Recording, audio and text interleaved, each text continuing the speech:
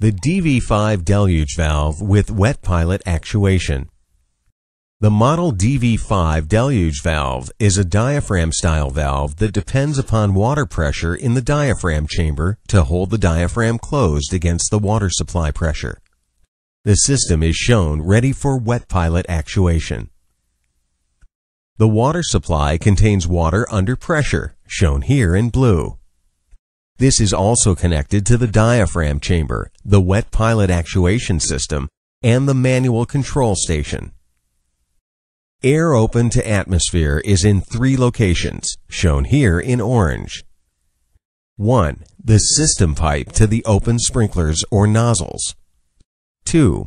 The water flow pressure alarm switch and automatic drain valve trim. 3. The trim which connects to the automatic shutoff valve.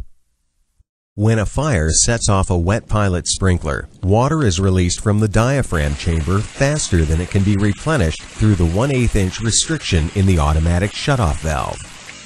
The rapid pressure drop in the diaphragm chamber allows the diaphragm to open and for water to spray out of the main system sprinklers or nozzles. Water flows through the system to the sprinklers and the water flow pressure alarm switch, activating the alarm. Water also passes through the trim to the automatic shutoff valve to close this valve. Once closed, it will prevent the diaphragm chamber from inadvertently becoming repressurized. Let's take a look at the system in action.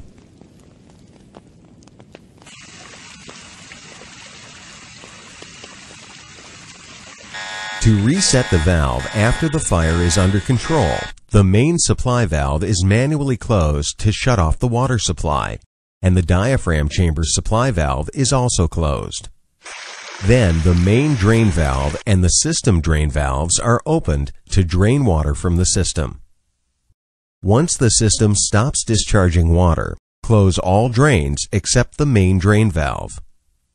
Depress the plunger of the automatic drain valve to verify that it is open and the system is drained. Clean the Y strainer in the diaphragm chamber supply connection trim. Reset the wet pilot actuation system by replacing operated pilot sprinklers. Open the diaphragm chamber supply valve so the diaphragm chamber can return to full pressure.